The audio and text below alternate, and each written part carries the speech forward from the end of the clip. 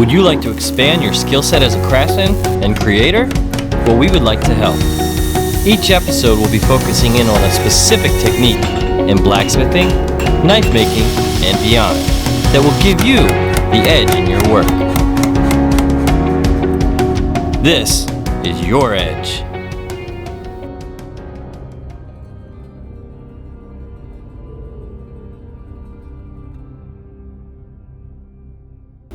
Welcome back to another installment of Your Edge. Today we're going to be showing you how to create a fuller. The function of a fuller is strictly utilitarian. To reduce weight from a blade, giving you a fuller, wider blade with less weight. The other reason, which we'll let Ilya get into a lot more in depth later, is that different cultures use different bloom steels, whether it was very high in carbon or very low in carbon. So when they actually made their blades, they often needed to remove material from the center of the blade to make it more springy. Now that doesn't seem to make a lot of sense, but Ilya, he's going to explain it a lot more in depth later. Now there are a lot of myths and misnomers about fullers. One is that they're called a blood groove, and yes, that is a byproduct of having a groove that runs down the center of your blade. Blood is inevitably going to flow down it. The other is that it reduces suction when you draw the blade from a body. Now I've used hundreds of swords, and I've never found myself wondering when using a non-fuller blade, man, I wish this blade had a fuller so it would retract easier. Now I don't really have a way of measuring it, perhaps it does, but that's certainly not why they're made. There are lots of different ways to create a fuller in your blade, most of which use a process called stock removal. Whether it's grinding, milling, or scraping away material from your blade, actually removing material to create the actual fuller itself. But you can also forge a fuller. After you forge it, you're probably going to use some stock removal techniques to either clean up your lines or polish your fuller out. But while we're on that note, let's go on out to Ilya, and he's going to show us a way that you can forge a fuller into a blade. Although it is very unlikely that historical blades would have had a forged fullers, many architectural smiths as well as modern smiths prefer to forge in their own fullers. Now, the setup for that is not necessarily fairly complicated. All you need is a tool like this, which is a piece of square stock in the bottom, two pieces of round stock. Make sure to bevel the tip slightly, you don't want your tool to dig into your material, and an improvised spring. Now this tool can be clamped either in the vise or in the hardy hole of your anvil. The way this tool works is by sticking a piece of hot material in it and pinching it.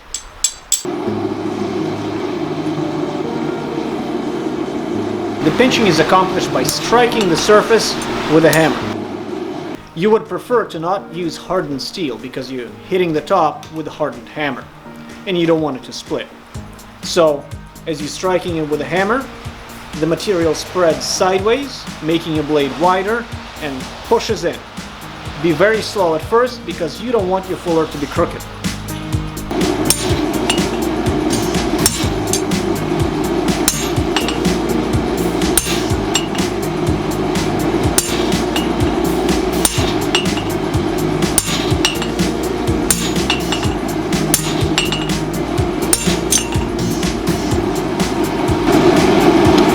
So it's just marked now.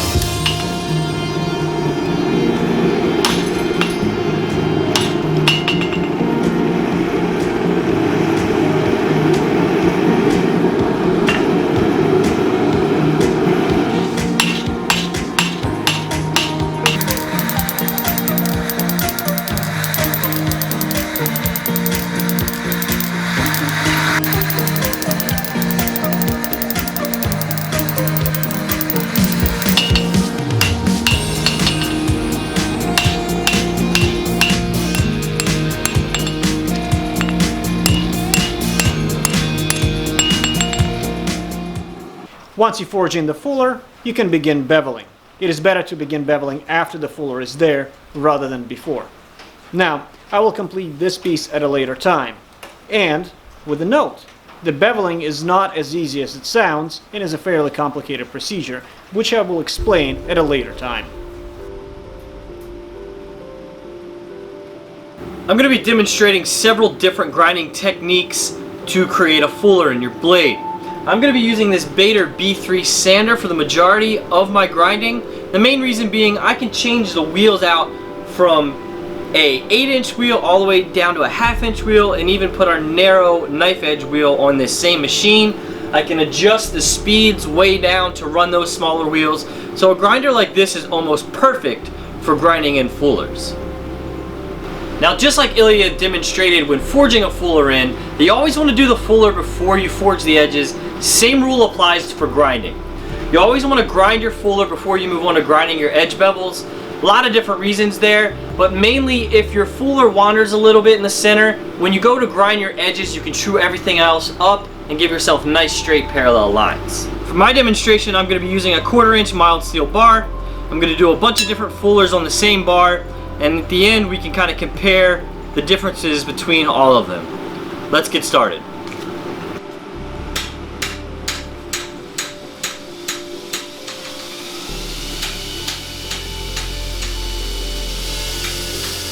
Now, on historical swords, most fullers start in the tang section, so it doesn't really matter what the beginning of your fuller starts like. But on modern knives, you more often than not are going to do what's called a stop edge or a plunge grind. So your initial fuller is going to look very square, and if you want to, you can just taper it out gently by feathering on the edge of the wheel, releasing pressure as you move from side to side, and it will create a nice point at the other end.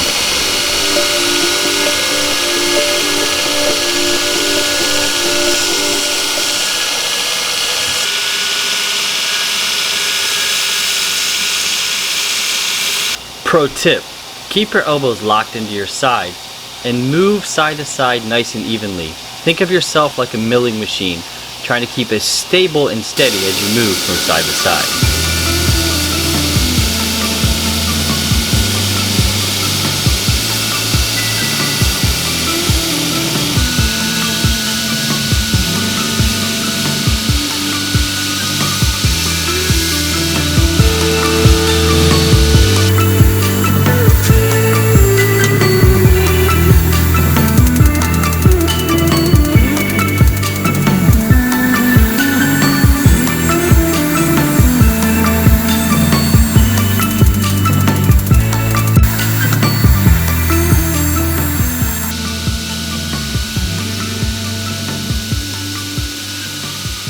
If you're just starting off grinding fullers, I recommend you use a marker or a Sharpie to give yourself guidelines where to go. I myself like to look at the piece and just make sure I'm nice and centered and just go with the flow.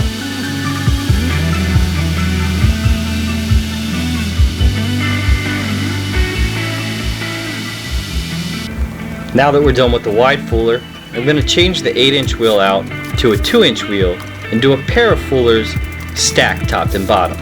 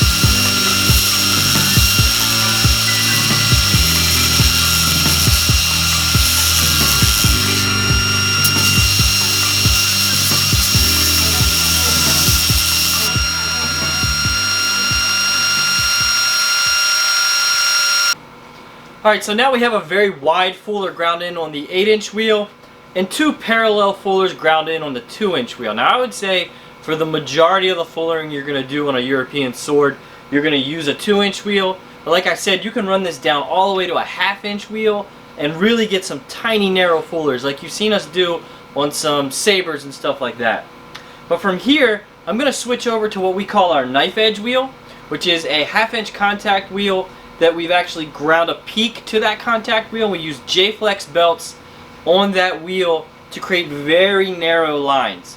A lot of times you'll see us strike in those lines and then we might use a scraper after that to kind of true up the whole thing, but I've gotten pretty good with it.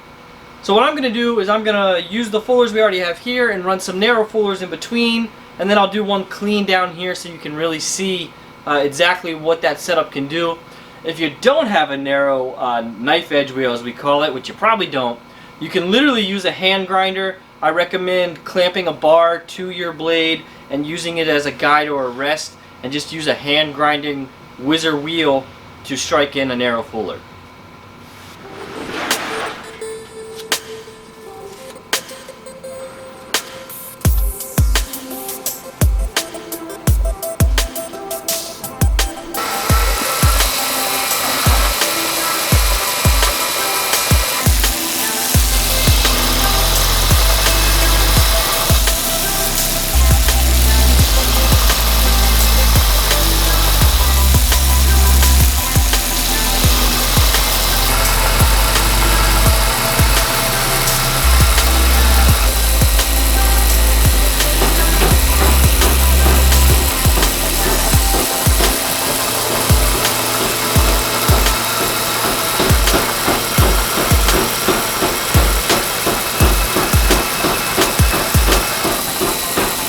More often than not, when I grind a fuller in on the narrow wheel, I close one eye and basically aim down the blade just like you would with a rifle, keeping one eye closed aligned the entire time to make sure you're nice and straight.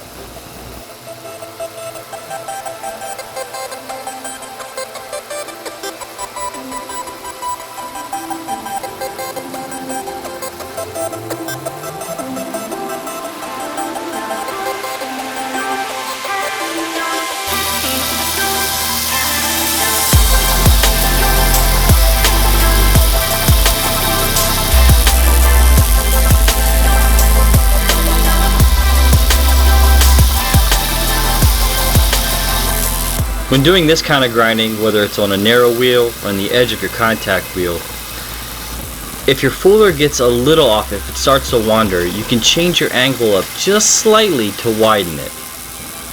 Here you can see I got one off just a little bit, so I changed the angle just slightly to true everything up.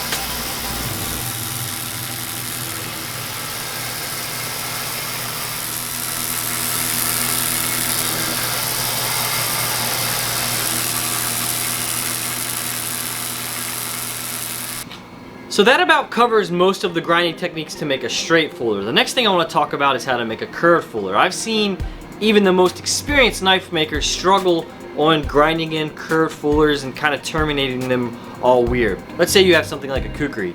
You want to start at the spine of the blade and carry that fuller all the way to the point.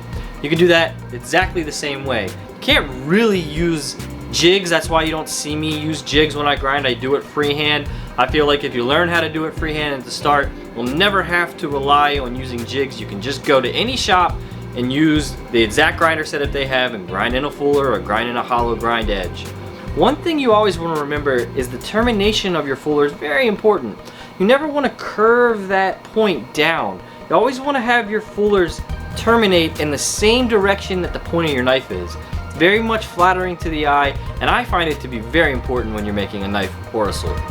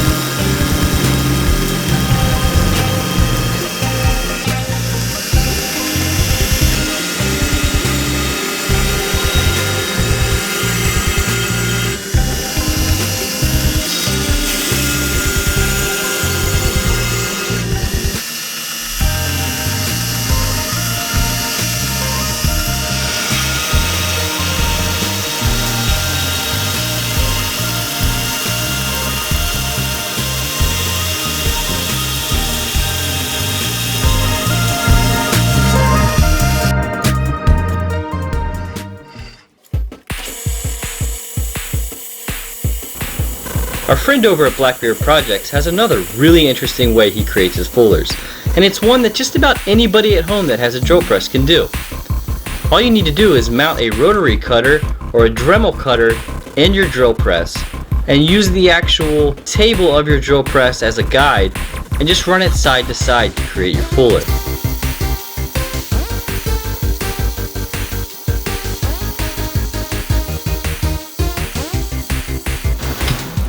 You can use this method to create a single small fuller, or you can lower your table and stack your fullers.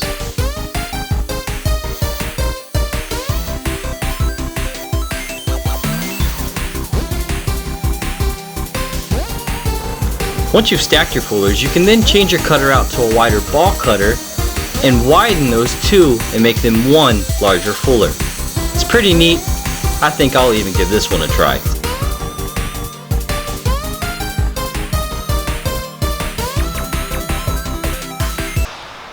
As Matt hinted to earlier, I will explain the engineering feat that a fuller is. Now, one has to remember that a fuller is not a blood groove, it is not there to reduce suction. Most common explanation is that the fuller reduces the weight without barely compromising the structural integrity of the blade. That is certainly true. However, there's a historical note that one should keep in mind. Most, if not all, blades made in medieval Europe, as well as outside of Europe, were made from shallow hardening steel. Meaning, if you have this cross section, which is a diamond, and you quench it, only about this much of the blade gets hard, while this remains soft. What this produces is these areas take a set, meaning when you bend the blade, it stays bent. If, on the other hand, you take a scraper and after the blade is hardened, remove this material,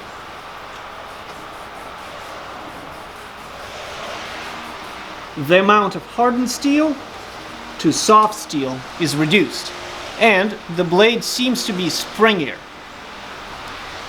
One key piece of evidence towards this is the evolution of the fuller, statistically, in Europe.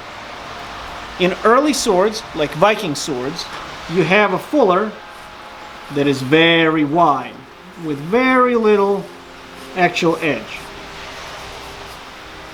That is probably because the steel was lower carbon on average than in later years, and if this is the hard part, there was much more soft steel there.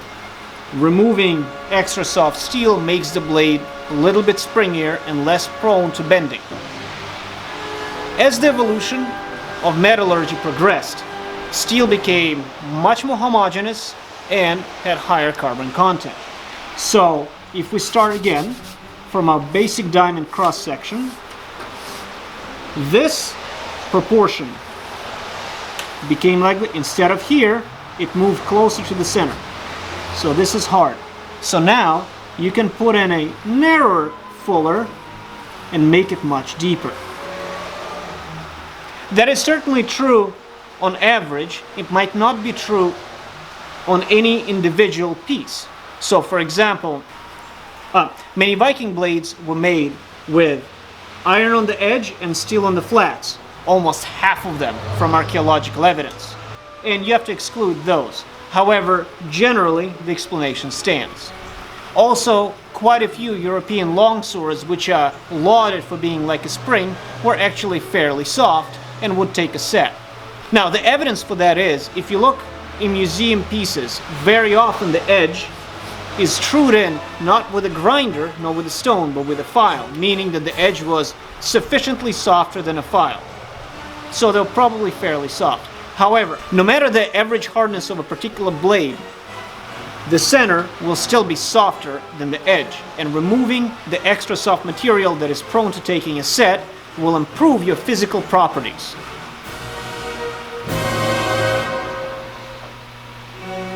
I'm going to be showing you a slightly different way to cut a fuller. I'm going to be working on the Swage UF54. It's from 1970. It weighs about 5,000 pounds, 7.5 horsepower motor. Unlike the other mills that you've seen us use, which have a small ball end that go through and make that groove, that shape on the end, this has a much larger cutter. This large cutter has teeth all the way around it. It'll allow us to do all of this in one pass. We'll set this on, turn on the coolant to keep the whole thing cool and lubricated, drive that edge down in, and cut the fuller all in one pass. It'll be much more like what you would see from an authentic fuller that was either ground or forged in. It has more of that form than the vertical mill.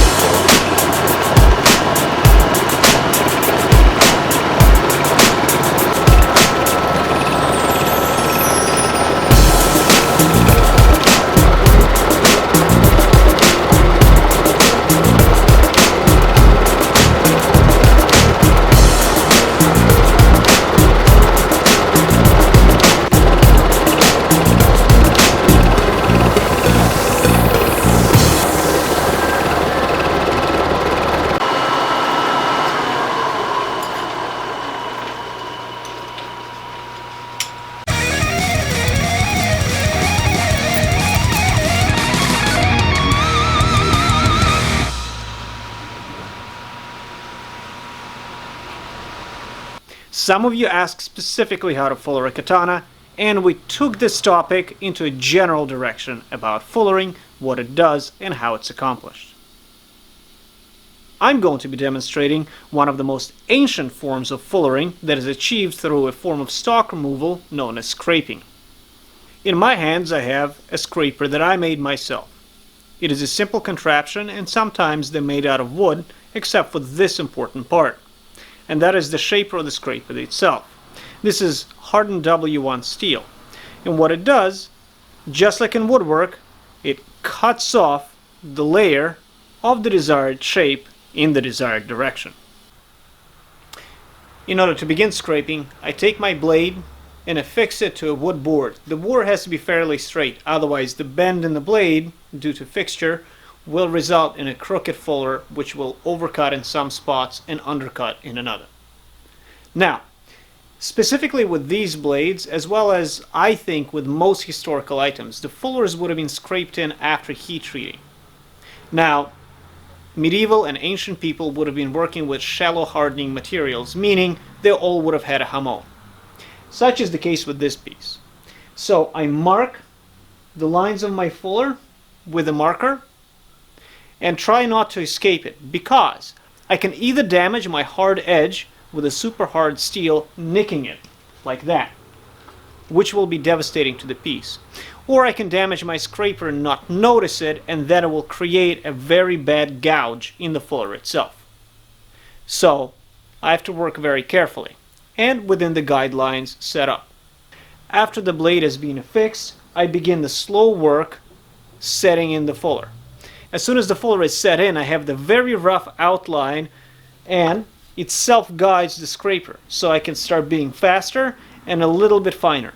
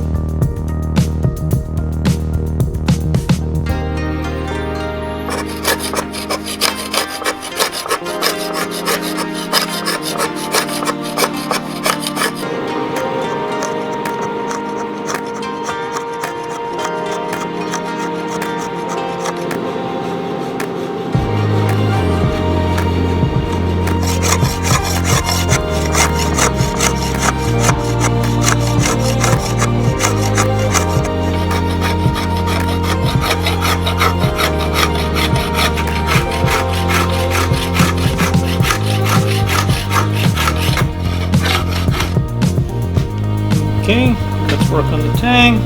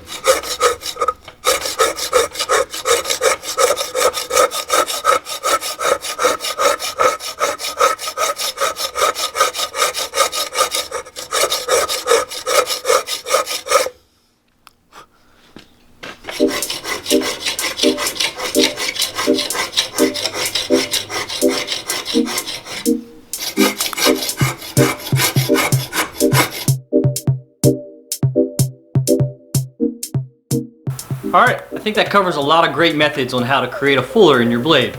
Now I'm sure there's some techniques that we've left out, and if you guys have a clever way that we haven't mentioned in this video to create a fuller, make sure you tell us in the comments. We'd love to hear about it. Now one thing we did is basically just to show you how to roughen a fuller. If you're going to polish your fuller out, one thing to keep in mind is that as you go in finer and finer grits on the grinder, you actually reduce your radius just a little bit. So don't do your full depth on your roughing. You want to leave yourself a little play as you polish it out to make sure you don't grind through your fuller. I did that once a long time ago, and trust me, do it once, you never want to do it again. Now once you get through the grinding and the polishing of the fuller on a sander, you're probably going to want to move on to some hand sanding. I highly recommend making a little tool like this, just out of a piece of wood. This area right here should have the same radius as the wheel you were grinding on. Just take some sandpaper, wrap it around, sand it out all the way through the grits, because you kind of want your grit all to go up and down the blade before you etch it if it's Damascus, or just to look nice if it's not.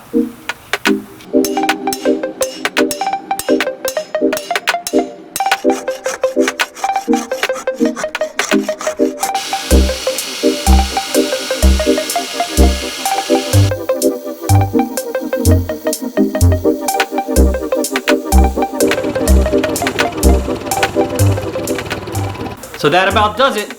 These methods should keep you in your groove and keep honing your edge.